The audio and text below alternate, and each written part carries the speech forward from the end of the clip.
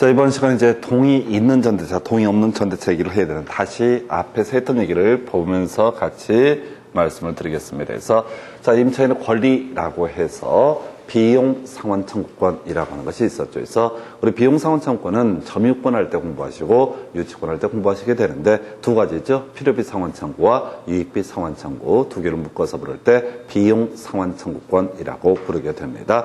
자, 그래서 이 비용 상환 청구권이라고 하는 개념 바로 임차인의 권리 중에 하나로 인정이 된다라고 이렇게 전제를 삼았었고요. 그래서 다시 한번 체크를 하게 되면 일시 사용이 명백한 임대차에 있어서도 비용 상환 청구는 인정이 된다. 그래서 정말 이게 특이해요. 어디에서도 일시 사용이 명백한 임대차다라고 하게 되면 이 권리 인정 안 됩니다. 주임법, 상임법도 적용 폐지가 됩니다. 유일하게 인정되는 것이 바로 비용 상환 청구권에서만 일시 사용이 명백한 임대차에서 비용 상환 청구권 인정될 수 있다. 그러면 이제 지금 이제 부정되는 경우 배제 특약이 있다면 그 배제 특약은 유효하기 때문에 이때는 비용 상환 청구권 인정이 되지 않는다. 요건 이제 항상 저거와 연계되죠. 바로 유치권이라는 개념과 연계가 됩니다. 그래서 유치권 공부하실 때 유치권이 성립되지 않는 케이스, 채권과 목적물 간의 결련성이 없거나 또는 채권과 목적물 간의 결련성이 인정이 된다라고 할지라도 아예 이 채권 자체가 발생하지 않게 되면은 유치권은 주장을 할 수가 없죠. 원래 비용 상환 청구권은요, 채권과 목적물 간의 결련성이 인정돼서 유치권이 인정되는 케이스에 해당이 됩니다. 그런데 이게 소위 임의 규정이라고 해서 이것을 배제하는 특약이 있다면 아예 이때는 비용 상환 청구권이 발생하지 않고 유치권 자체도 다 성립하지 않는다. 두 번째, 설령 유치권이 성립이 됐다 할지라도 인도 거절권 행사할 수 있는 게 두 가지, 압류의 효력이 발생한 후에 성립한 유치권하고요. 그리고 또 하나가 뭐가 문제가 되게 되냐면 바로 유익비 상환 청구에 대해서 법원에서 상환 기간을 허여해 준 경우, 이런 경우에도 소위 이름하여 인도 거절권 행사할 수 없다라고 하는 거, 요거와 같이 연계해서 자, 원상복 특약이 있으면 아예 비용 상환 청구 발생 않기 때문에 유치권 성립 자체가 하지 않을 것이고요. 비용사자 배제 특약 등이 없어서 유익비 상환 청구가 인정이 된다라고 전제가 됐을 때 만약에 법원에서 상환 기간을 허용하게 되면은 이 부분을 근거로 해서 유치권을 주장을 하는 것은 허용되지 않는다. 이 얘기와 같이 연계가 되게 됩니다. 자, 한편 지금 이제 지상물의 매수 청구, 우리 지상물의 매수 청구는 저거랑 관련됐죠. 자, 지상권에서 이슈가 됐습니다. 지상권에서는 지상권의 존속 기간이 만료가 되게 된다라고 전제가 됐을 때 소리가 이렇게 전개가 됐었죠.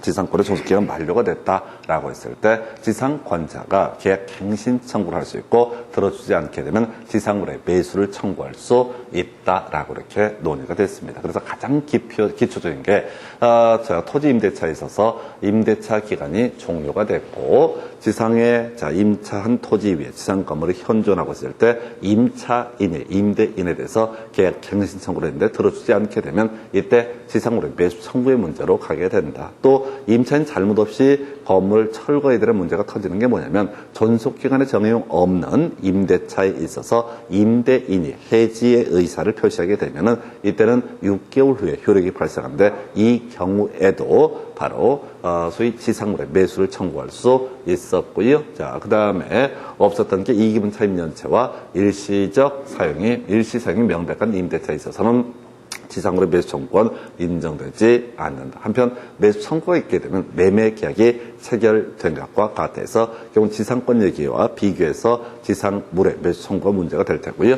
전세권이랑 같이 연계해서 봤던 것이 부속물의 매수 청구. 그래서 건물 전세권에 있어서 시스템 에어컨을 설치하고 떼낼 수가 있다라는 전제가 쌓이고요. 이 부속물에 대해서 전세권 설정자의 동의를 받거나 전세권 설정자로부터 매수를 한 경우 그때 전세권 파트에서 뭘 주장할 수 있다? 바로 이 부속물의 매수를 청구할 수 있다. 그래서 똑같은 논리 구조로 임대인의 동의를 받거나 임대인으로부터 매수한 이 부속물에 대해서 임대차가 종료가 됐을 때 임차인이라고 하는 사람은 뭘 주장할 수 있다?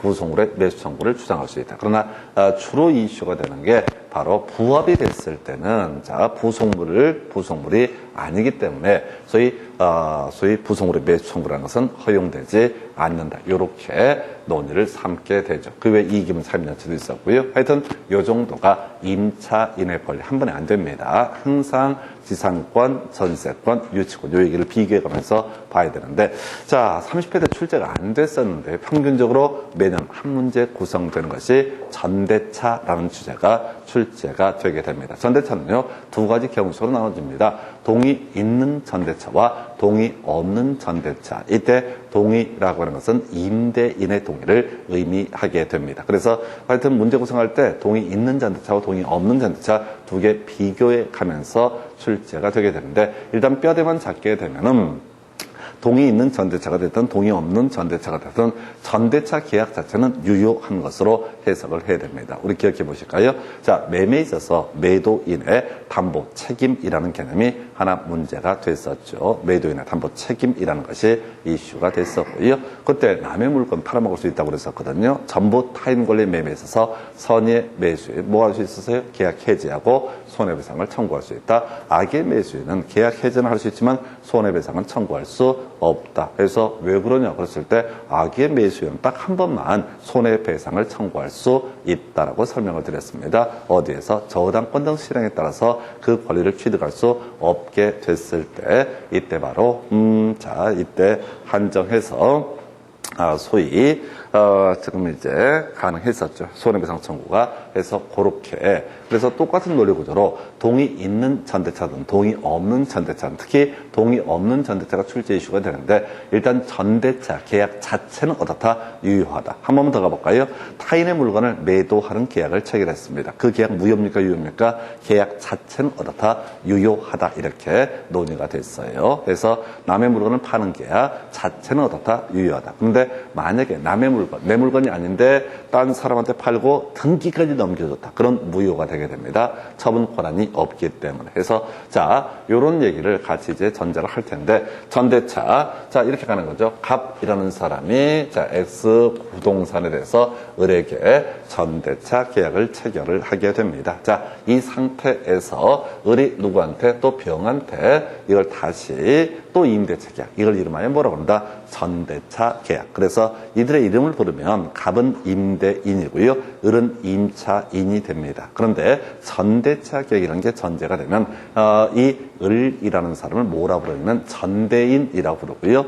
병이라는 사람을 뭐라고 한다? 전차인이라고 부르게 된다. 이렇게 그림을 잡게 됩니다. 그래서 자, 일단은 동의 있는 전대차다. 뭔 소리냐면 을이라는 전대인이 임대인의 동의를 받아서 병과 전대차 계약을 체결했다라고 하게 되면은 이건 자, 전혀 문제가 되지 않고요. 이 동의 있는 전체는 법률 관계를 어떻게 해석을 해야 되냐면 마치 임대인하고 전차인하고 임대차 계약을 체결한 것과 거의 유사하게 법률 관계를 해석을 하게 됩니다. 다시요.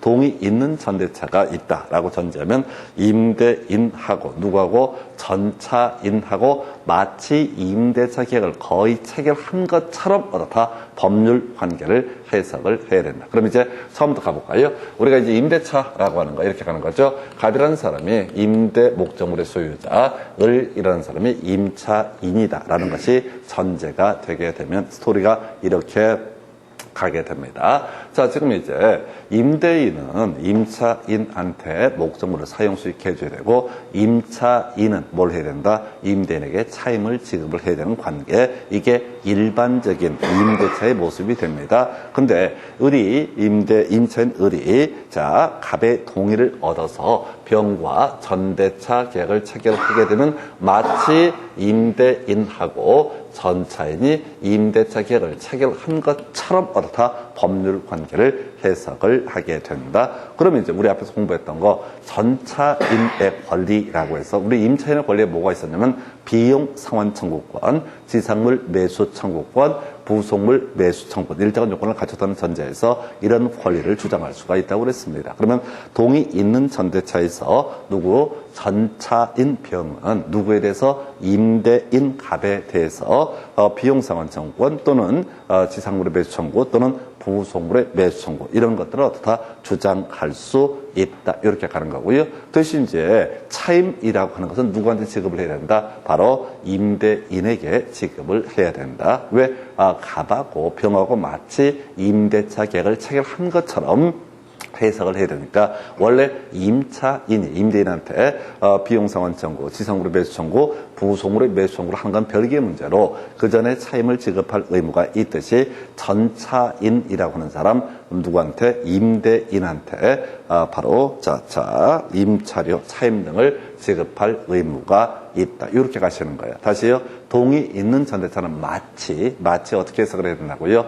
임대인하고 전차인하고 임대차 계약을 체결한 것과 똑같이 법률 관계를 해석을 할 것. 실제 둘이서 임대차 계약을 체결한 적은 없는데 어떤 권리를 행사할 때도 또는 의무라고 하는 것도 임대인하고 전차인하고 마치 임대차 계약을 체결한 것처럼 법률 관계를 해석할 것. 이게 포인트예요. 그럼 이제 텍스트를 체크해 보면 자, 전차인의 권리라고 해서 이게 이제 한 문제짜리가 되는 거죠. 자, 적법한 전대차에서 임대인과 임차인의 합의로 계약을 종료한 때도 전차인의 권리는 소멸하지 않는다. 이게 중요 쟁점 중에 하나거든요. 다시 갑시다. 자, 갑이라는 사람이 임대인이고요. 을이라는 사람이 임차인이 됩니다. 그리고 동의를 얻어서 을과 병 사이에 전대차 계약이 체결되게 됩니다. 그러면 일제 법률 관계는 마치 실제는 아닌데 갑하고 병 사이에 뭐가 있는 것처럼 바로 임대차 계약을 체결한 것처럼 해석을 하자고 그랬어요. 그러면 이제 갑하고 병 사이에 임대차 계약이 체결된 것처럼 돼 있는데 이때 갑하고 을이라는 사람이 기존의 임대차를 종료를 시켜가지고 전차인의 권리를 침해하는 건 어떻다? 허용되지 않는다. 왜? 마치 두 사람이서 계약을 체결한 것처럼 해석하자고 그랬어요. 근데 두 사람이 아니라 제3자가 병의 권리를 침해하는 것은 어떻다? 허용되지 않는다라고 하는 것. 그래서 동의 얻은 전차인 입장에서는 당연히 자신의 어떤 전대차 기간 동안에는 당연히 목적물을 사용 수익할 수 있다고 믿어 의심치 않았을 텐데 갑자기 이 둘이서 합의 해지를 한다거나 해서 야, 임대차가 죽었으니까 전대차도 죽어야 돼. 너 꺼져라고 할 수가 없다라는 얘기. 이걸 이제 법조문에서는 이렇게 적법한 전대차에 있어서 전차인의 권리라고 하는 거, 임대인, 임차인의 합의로 이것을 소멸시키는 것은 허용되지 않는다. 이게 한 문제짜리 주요 이슈가 되게 될 것이고요. 그 다음에 전차인의 의무라고 해서 적법한 전대차에서 전차인 병은요, 임대인에게 차임을 지급을 해야 된다. 근데 우리 앞에서 공부할 때 그런 게 있었죠. 만약에 임대차에서 임차인이 임대인에 대해서 차임을 지급하지 않게 된다라고 하게 되면은 임대인은 임차인에 대해서 뭘 할 수 있다? 해지할 수 있다. 이기분 차임을 연체하면 해지할 수 있다라고 했어요. 그런데 이런 경우 있다 싶시다. 지금 동의 있는 전대차에서 병이라는 사람은 갑에 대해서 뭘 주장을 해야 된다고요? 바로 마치 임차권처럼 임차인처럼 어떤 권리 행사를 할 수가 있게 될 것인데 얘가 차임을 지불하지 않았다. 그러면 갑은 병한테 차임 지급을 청구할 수가 있어요? 없어요? 없습니다. 둘이서 임대차 계약을 체결한 건 아니기 때문에 해석을 할 때 그렇게 접근을 하자 이런 얘기지. 얘는 누구한테? 을하고 임대차 계약을 체결했거든요. 그래서 을에게 차임 지급을 청구할 수 있습니다. 그렇다 치고 그러면 이제 얘가 이기분 차임을 연체했다는 얘기인즉슨 얘도 이기분 차임을 연체했다는 얘기거든요. 방법이 얘가 얘한테 줘서 얘를 가는 것도 하나의 방법이 되는데 그냥 이런저런 문제를 해결하기 위해서 전차인은 가장 안전하게 하려면 아예 갑에게 차임을 지급을 해야 됩니다. 근데 지금 병이라는 사람이 갑한테 차임을 지급하지 못했다라고 한번 전제해 보겠습니다. 그러면 이제 갑은 마음 같아서는 병한테 뭘 하고 싶어? 해지를 하고 싶은데 애초에 임대차 계약을 체결한 적이 없으니까 갑은 병한테는 해지를 못하는 거예요. 그럼 누구한테? 임차인 을에게 해지를 하게 될 겁니다. 바로 이 얘기인데요. 그래서 지금 이제 임대인이 임차인의 이기 차임 연체에 따라서 임대차를 해지했을 때 전차인에게 통지하지 않더라도 그 전차권은 어떻다? 소멸하게 된다. 가볼까요? 지금 원래 스토리는 이런 식이야. 얘는 얘한테 뭘 줘야 되고 차임을 줘야 되고 을은 갑한테 차임을 줘야 되는 그런 사안인데 이런저런 문제를 해결하기 위해서 전차인은 누구한테? 임대인한테 차임을 지급하면 모든 법률 관계가 깔끔하게 정리가 됩니다. 그런데 전차인이 임대인에 대해서 뭘 하지 않았다, 차임을 지급하지 않았다라고 한다면 임대인 마음 같아서는 전차인한테 해지하고 싶지만 얘하고 계약을 체결한 적이 없기 때문에 임대인한테만 해지를 하게 될 것이다. 그러면 전차인한테 알려줘야 되느냐라고 했을 때 알려줄 필요 없죠. 왜? 병은 잘 알고 있거든. 저희가 차임을 지급하지 않았다는 사실을. 그래서 굳이 전차인에게 통지하지 않더라도 전차권 자체가 다 소멸하게 된다. 이렇게 해석을 하게 됩니다. 이 두 문제의 두 가지 명제가 거의 대부분의 주제예요. 왜? 하나는 권리고요. 하나는 의무에 관한 부분이 되기 때문에 의무를 해태했을 때 우리가 임대차에서 임차인이 이기분 차임을 연체했을 때 임대인은 임차인에 대해서 뭘 할 수 있다? 해지할 수 있다. 그 얘기를 그대로 대입을 하게 되는 겁니다. 그래서 이렇게 해서 두 가지 이슈 보셨고요. 자, 전대차가 종료가 됐습니다. 그럼 아까 우리 설명드렸던 거, 자, 임대인에 대해서 동의 얻은 전대차에서는 임대인에 대해서 비용 상환 청구할 수 있고요. 지상물의 매수 청구할 수 있고요. 부속물의 매수 청구도 할 수가 있다라고 할 거. 그래서 자, 비용 상환 청구는 시험에 안 나왔어요. 빼버렸고요. 지상물의 매수 청구 볼까요? 전차인의 계약갱신 청구를 합니다. 자, 지금 임대차, 전대차가 다 완료가 됐어요. 그럼 전차인이 현재 이 임차 또 전차한 이 토지 위에 지상 건물이 현존등하고 있다라고 했을 때 계약갱신 청구를 임대인에 대해서 하게 됩니다. 자, 아까 우리 마치 뭐라고 그랬어요? 마치 갑하고 병 사이에 임대차 계약이 체결된 것처럼 해석을 하자고 그랬어요. 그래서 자, 임대인이 갱신 청구를 거절했을 때 전차인은 임대인에 대해서 지상물의 매수를 청구할 수 있다라든가 또는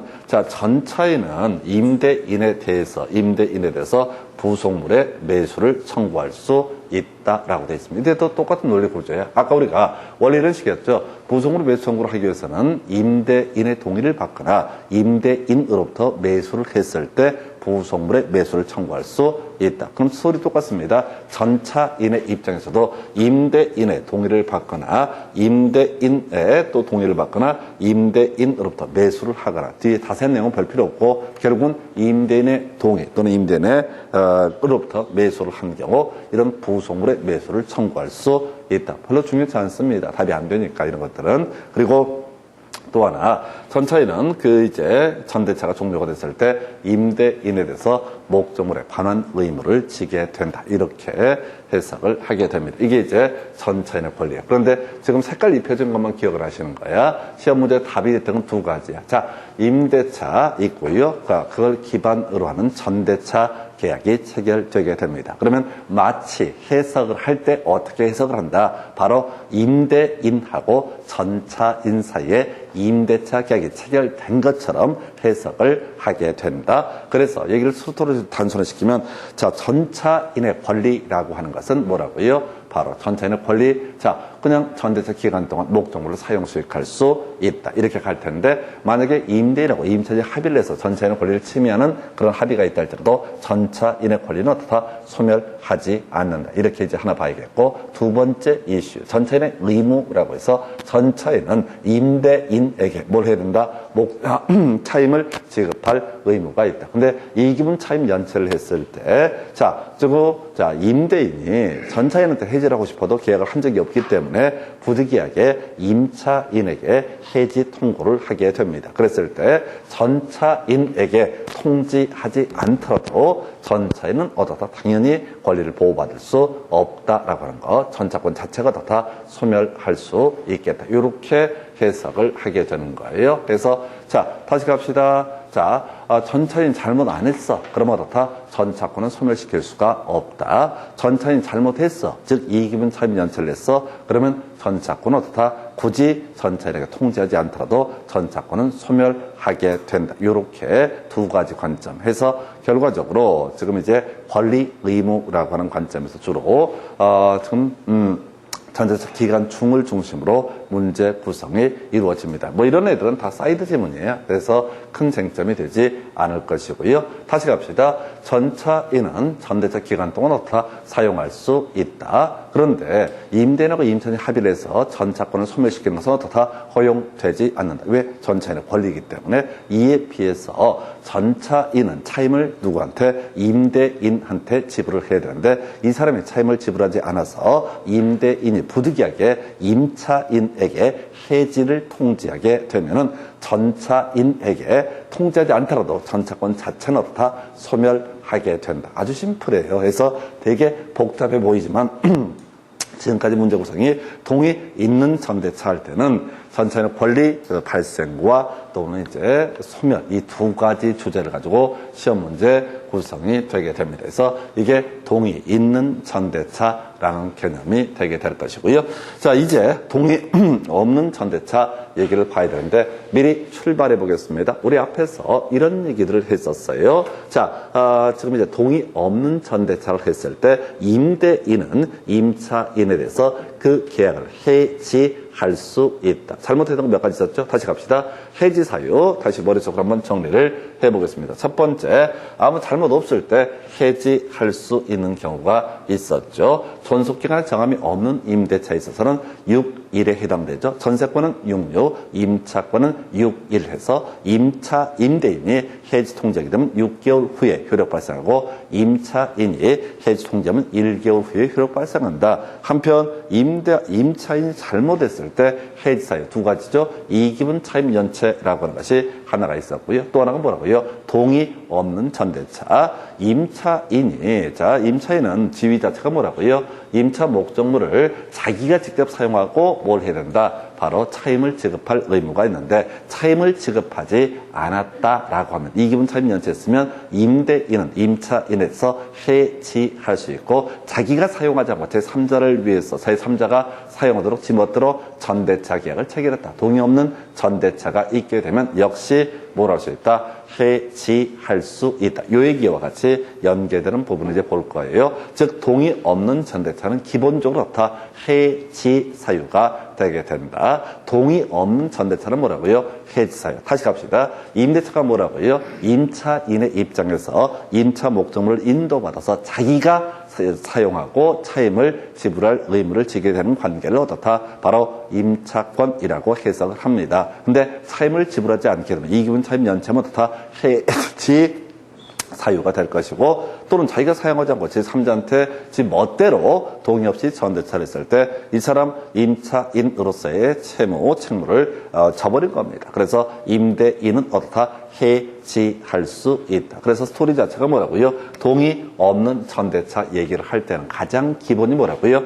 해지할 수 있다부터 얘기가 시작이 되게 됩니다. 자, 그런데 말이죠. 자, 동의 없는 전대차를 봐서 살펴보시게 되면 첫 번째, 동의 없는 전대차 효력 되게 간단한 건데요. 이 두 사람 사이 동의 없는 전대차도 그 자체로는 어떻다? 유효하다. 다시 가볼까요? 갑이라는 사람이 임대인이 되게 됩니다. 을이라는 사람이 임차인이 되게 됩니다. 병이라는 사람이 전차인이 되게 됩니다. 이렇게 되는 법률 관계에서 근데 이 전대차 계약을 체결함에 있어서 임대인의 동의가 없었다라고 하게 되면 자, 문제는 자, 최소한 자, 이게 뭐냐면 저기 타인 권리 매매랑 같은 논리 구조예요. 자, 갑소유의 X 부동산에 대해서 을이라는 사람이 누구한테 병과 매매 계약을 체결한다라고 했을 때 이때 이 계약은 뭐가 됩니까? 유효한 것이 된다라고 했어요. 소유권 이전 느끼를 넘겨주는 건 무효이지만은 계약 자체를 체결한 것은 어떻다? 유효하다. 그럼 똑같은 논리 구조예요. 지금 동의 없는 전대차라고 하는 거 이게 착각 해석할 수 있는데 동의 없는 전대차 자체는 어떻다? 이것은 유효한 것이 되게 된다. 누구? 을과 병 사이, 전대인 을과 전차인 병 사이에서는 어떻다? 이 동의 없는 전대차를 들어도 그 전대차 효력은 유효하다. 요걸 가지고 지난번 시험에서 2년 전인가 유동적 무효이다라고 해서 틀리게 뽑았던 바가 있습니다. 유동적 무효는 두 가지죠. 자, 계약이 무권대리 얘기하고요. 또 하나가 허가 구역 안에서 허가를 받기 전에 토지 거래 계약이었을 때 이때 이때만 유동적 무효고요. 당연히 이것은 어떻다? 유효. 그러니까 이게 뼈대를 잡고 들어가셔야 되는 게 뭐냐라고 했을 때 뼈대를 잡지 않으면 무너져 버립니다. 시험 지문에 뜬금없이 취소할 수 있다. 이런 명제가 튀어나오게 되면은 거기는 무조건 제한 능력자의 법률행위, 사기 강박에 따른 의사표시, 사고에 따른 의사표시만 어떻다? 취소할 수 있다. 이렇게 가게 되는 거예요. 자, 요걸로 이제 많이 나오지 않는데 그런 게 있어요. 채권자 취소권을 누구한테 채권자 취소권을 행사할 수 있다. 그런 거 없어요. 나중에 채권자 취소권은 법원한테 행사하는 것이지 법률행위 상대방한테 행사하는 게 아니거든요. 법률행위 상대방한테 취소권을 행사해서 계약의 효력을 소급해서 소멸시킬 수 있는 것은 제한 능력자의 법률행위, 그 다음에 사고에 따른 의사표시, 사기 강박에 따른 의사표시, 이 뼈대를 정확히 잡고 있어야 돼요. 채권자 취소권이 뭐니 이런 것들을 나중에 좀 이제 기본서 나오면 이제 공부를 하긴 할 텐데 그런 것들 자체가 의미가 없어요. 답도 아니고 기본 틀만 잡는 거야. 유동적 무효라는 표현은 있을 수가 없습니다. 두 개만 유동적 무효라고 그랬고 무조건 유효입니다. 자, 그래서 임대인의 동의 없는 전대차 계약은 그 자체로 일단 유효하다라고 할 것. 그럼 이제 이 을하고 병사의 관계를 보게 되면 을은 당연히 병한테 목적물을 사용 수익해 해줘야 되고 두 번째 그 다음에 전차인 병을 위해서 임대인 갑의 동의를 받아줄 의무가 있다. 그래야지 전차인의 권리가 온전하게 보존이 되게 될 것이니까. 대신 이 사람은 뭘 받아요? 차임을 받을 수 있기 때문에 권리 의무가 그대로 인정이 돼야 되죠. 그래서 자, 전대인은 전차인에게 전차물을 인도해 줘야 되고 임대인의 동의를 받아줄 의무를 지게 된다라고 할 것. 자, 그러다 치고 자, 요거 이제 유효 요거 하나 쟁점됐었고요. 해지할 수 있느냐라고 하는 거. 자, 일단 가십시다. 해지할 수 있습니까? 라고 했을 때 아까 동의 없는 전대차는 당연히 어떻다? 해지할 수 있다. 근데 시험에는 안 나와요, 그게. 왜? 너무나 당연한 일이니까. 자, 이거는 동의 없는 전대차 해지할 수 있다. 요걸 출제해버리잖아요. 출제 오류입니다. 왜? 바로 예외가 있게 되거든. 동의 없는 전대차임에도 불구하고 해지할 수 없는 경우가 존재하거든요. 그러니까 출제위원 입장에서는 동의 없는 전대차는 해지할 수 있다. 이렇게 나온 적이 있어. 근데 항상 거기에는 특별한 사정이 없는 한. 이 얘기를 달리 표현하면 원칙적으로 다 해지할 수 있다. 이런 논리 구조예요. 근데 실제 대부분의 시험 지문은 해지할 수 없는 예외 조항을 가지고 출제가 이루어지게 됩니다. 다시 갑시다. 자, 갑이라는 사람이 임대인이 되게 될 것이고 을이라는 사람이 임차인이 되게 됩니다. 병이라는 사람이 전차인인데 이때 동의를 해주지 아니한 상태에서 동의 없는 전대차 계약이 체결됩니다. 그러면 원칙적으로 임대인은 임차인에 대해서 뭘 할 수 있다? 해지할 수 있다. 자, 그런데 이게 소위 뭐야? 이게 이제 임의 규정이라고 되어 있습니다. 우리가요 민법 조문을 분석을 함에 있어서 강행 규정이라는 개념이 있고요, 임의 규정이라는 개념이 있게 됩니다. 강행 규정이라고 하는 것은 그 민법 조문에 위배되는 계약 자체가 무효가 되는 것을 가리켜서 강행 규정이라 부르고, 설령 임의 규정이라고 전제가 되게 되면 이러한 경우에는 민법 조문에 위배되는 계약 자체가 민법보다 우선 적용한다. 우리 이제 공부했던 것 중에 임의 규정 뭐가 있었냐면 가장 앞에 공부하신 게 최근에 본 게 비용 상환청권이라고 하는 거. 임차인은 비용 상환청권을 행사할 수 있다. 이건 임의 규정입니다. 그래서 임의 규정이니까 계약 당사자 사이에 임차인의 비용 상환청권을 배제하기로 한 특약을 맺게 되면 그 특약을 어떻다? 우선하여 적용을 하게 된다. 근데 방금 보신 것 중에 하나가 지상물의 매수 청구라든가 부속물의 매수 청구라는 개념이 있었죠. 지상물의 매수 청구나 부속물의 매수 청구, 이것을 배제하는 특약은 뭐가 된다? 무효라고 설명을 드렸습니다. 그게 이름하여 강행 규정에 해당이 되게 됩니다. 자, 그리고 저런 거 있잖아요. 자, 담장 설치 청구. 담장 얘기 몇 번 하는데, 담장 설치함에 있어서, 자, 한쪽이 담장 설치를 주장을 하게 되면 상대방은 협력할 의무가 있다. 담장 설치 비용은 기본적으로 절반씩 부담하고, 측량 비용은 면적에 비례해서 부담한다. 이렇게 돼 있었거든요. 근데 담장 설치 비용을 한 사람이 다 부담하기로는 약정. 당연히 이것도 다 유효하다. 그리고 또 우리 앞에서 매매 비용이라고 하는 거 당사자 쌍방이 균분해서 부담을 한다. 이게 임의 규정이라고. 그러면 달리 약정이 있다라고 한다면 어떻다? 그냥 매도인이 기분 좋아서 내가 다 매매 비용 다 낼게라고 한다면 당연히 어떻다? 그것도 유효하다. 다시 돌아와서 지금 소위 임의 규정과 강행 규정 그 중에서 바로 비교할 것이 비용 상환청권이라고 하는 것은 임의 규정이기 때문에 이것을 배제하는 특약이라는 것은 어떻다? 유효하다 이렇게 해석을 하게 됩니다. 이에 비해서 강행 규정이라고 해서 지상물 매수청구, 부속물 매수청구를 배제하는 특약은 어떻다? 무효 이렇게 해석을 하게 되죠. 이게 기본 구조예요. 자, 그러다 치고 지금 해지할 수 있다라고 하는 이 조항은 임의 규정에 해당이 됩니다. 그래서 임대차 계약을 체결할 때 만약에 임차인이 동의 없이 제3자에게 전대하더라도 해지하지 못한다라는 특약을 넣게 되면 이 특약은 어떻다? 유효한 것이 되게 될 것이고 동의 없는 전대차가 있다 할지라도 이렇게 특약이 있다면 임대인은 어떻다? 해지할 수 없다라고 하는 거. 다시 갑시다. 지금 토지를 임대를 합니다. 자, 갑소유의 토지를 을이 임대차 계약을 통해서 임차인의 주의를 취득합니다. 그래서 예를 들어서 시골인데 여기다가 지금 내가 프로젝트 삼아서 뭐 소를 한 10마리 키워보려고 계획을 세워. 근데 임대차 계약을 체결할 때 임대차 계약은 한 30년 이렇게 했다고 했을 때 자, 경우에 따라서 소가 영원히 잘 될지 안 될지 모르잖아요. 그래서 미리 혹시 내가 소 사업하다 망해버리면 이 넓은 땅을 혼자서 소랑 같이 보낼 수는 없으니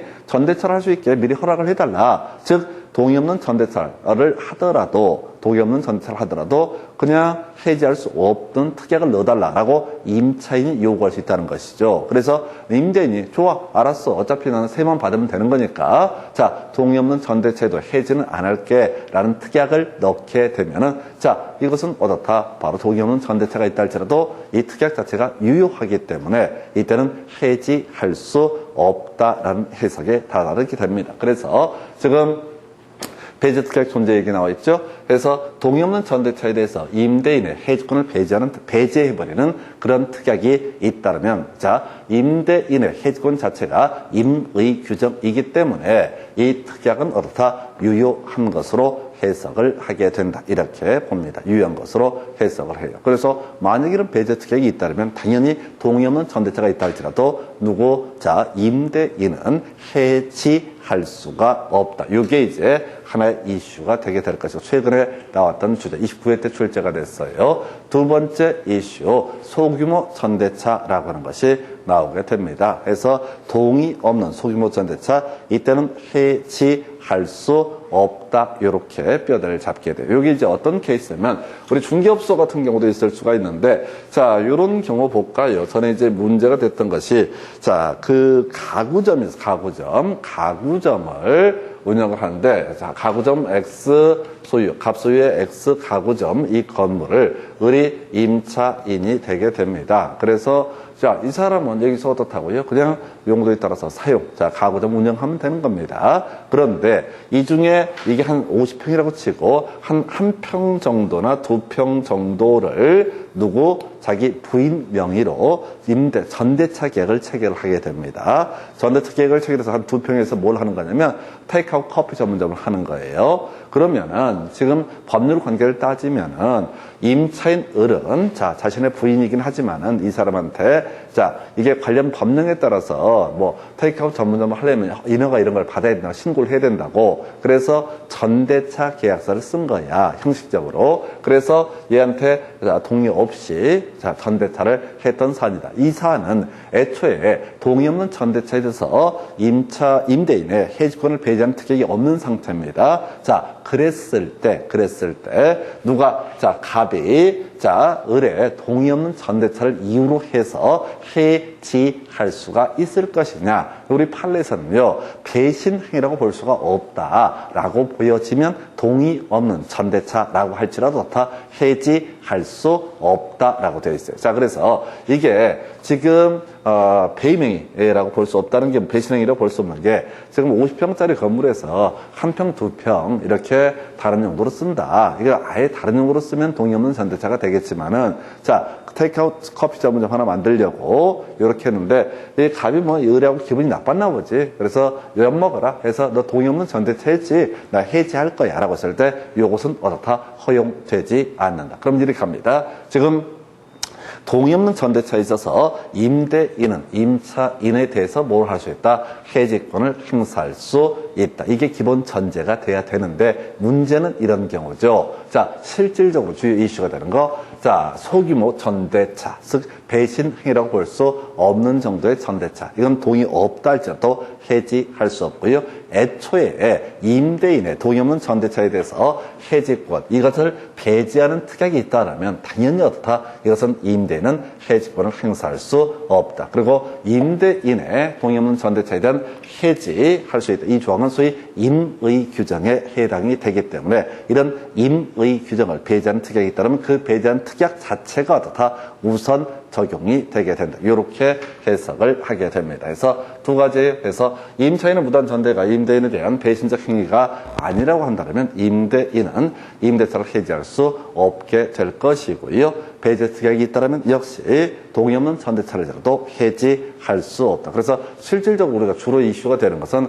해지 안 되는 케이스를 외우는 게 중요합니다. 전통적으로 나왔던 것이 배신적 행위라고 볼 수 없으면 동의 없는 전대차임에도 불구하고 해지할 수 없다. 이게 나오다가 29회 때인가 나왔던 것이 바로 배제 특약, 배제 특약이 있다면 즉 여기서는 임의 규정이기 때문에 배제 특약을 둘 수 있고 배제 특약이 있으면 배제 특약 자체가 우선 적용이 되기 때문에 바로 임대인은 동의 없는 전대차를 이유로 임차인에 대해서 임대차 계약을 해지할 수 없다. 자, 크게 두 가지 이슈로 갔어요. 지금 첫 번째, 동의 없는 전대차에 있어서 동의 없는 전대차 계약 그 자체는 어떻다? 유효한 것으로 보게 된다. 우리가 민법에서 앞쪽에서 타인 권리 매매, 전부 타인 권리 매매 요거랑 같은 관점에서 해석을 해야 될 것이고요. 그리고 요 정도까지 두 가지 이슈. 그다음에 이제 지금 해지할 수 없는 케이스. 자, 그다음에 이제 해지 여부에 따른 법률 관계를 따지게 되면 자, 동의 없는 전대차입니다. 자, 갑소유의 X 부동산을 을이 임차인이 되고 을이 병한테 전대차 계약을 체결한 상태입니다.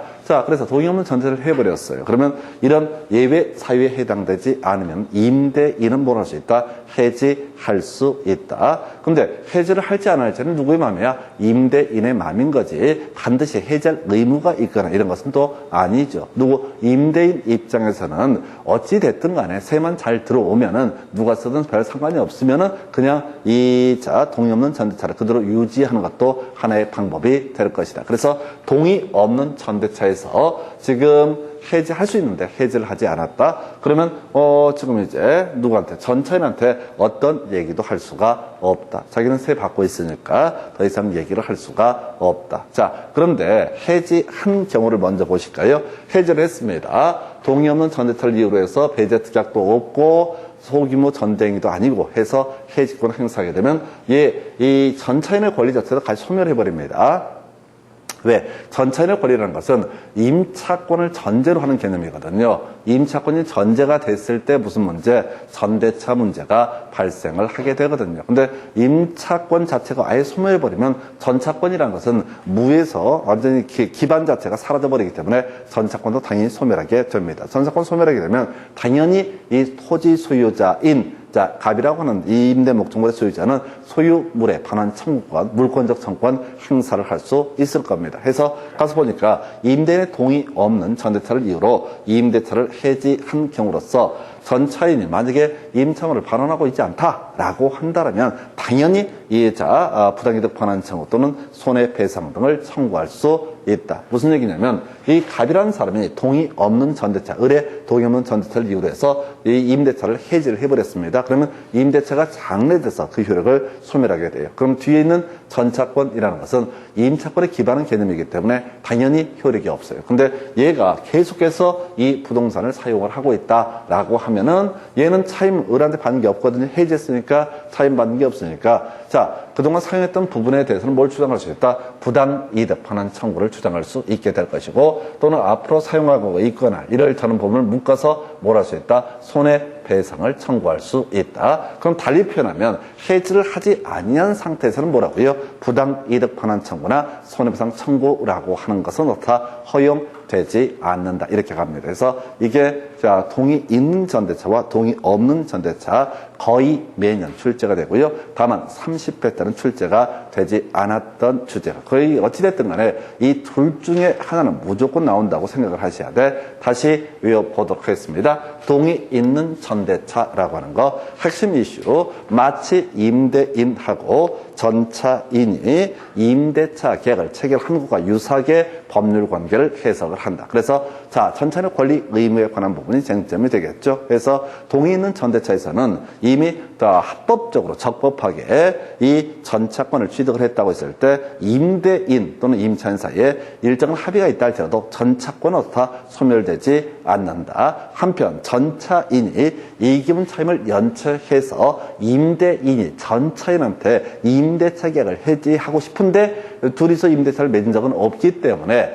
임대인은 누구한테? 임차인한테 해지의 의사를 통지하게 될 것이다. 그러면 임차권이 소멸하게 될 것이고요. 대신 전차권도 소멸을 해야 될 것인데 굳이 전차인에게 이 사실을 통지할 필요는 없다라고 하는 거. 왜? 전차인은 알고 있으니까 자기가 차임을 연체했다는 사실을 잘 알고 있으니까 굳이 전차인에게 통지할 필요는 없다. 두 번째, 동의 없는 전대차라고 하는 개념을 보게 되면 일단 기본 틀 자체, 전대차 계약 자체는 어떻다? 유효하다. 두 번째, 임대인은 임차인의 동의 없는 전대차 행위를 이유로 해서 아예 임대차 계약을 해지하는 것도 가능한다. 이것은 소위 임의 규정에 해당이 된다. 그래서 구체적으로 소규모 전대차다, 배신적 행위라고 볼 수가 없다라고 하면은 설령 동의 없는 전대차를 들어도 해지할 수 없고요. 또 하나가 지금 동의 없는 전대차라고 하는 것이 있다 할지라도 애초에 임대인과 임차인 사이에 임대차 계약을 체결할 때 임대인의 계약 해지권을 배제하는 특약을 미리 넣어놨다면 당연히 그 특약을 우선 적용하기 때문에 이때는 동의 없는 전대차를 이유로 그 계약을 해지할 수 없다. 이렇게 그림을 잡게 됩니다. 그리고 나서 만약에 해지를 안 했다라고 하면 임대인은 그냥 임차인한테 차임 받으면 끝나는 것이고요. 해지를 했다라고 전제가 되게 되면, 해지를 했다라고 전제가 되게 되면 그때는 전차인은 임대인에게 목적물을 반환해야 되는데 안 하고 있으면 뭘 주장할 수 있다? 바로 부당이득 반환 청구 또는 손해배상을 청구할 수 있다. 이렇게 법률 관계 정리합니다. 이게 동의 없는 전대차, 동의 있는 전대차 보시고 잠시 끊었다가 주임법 설명드리겠습니다.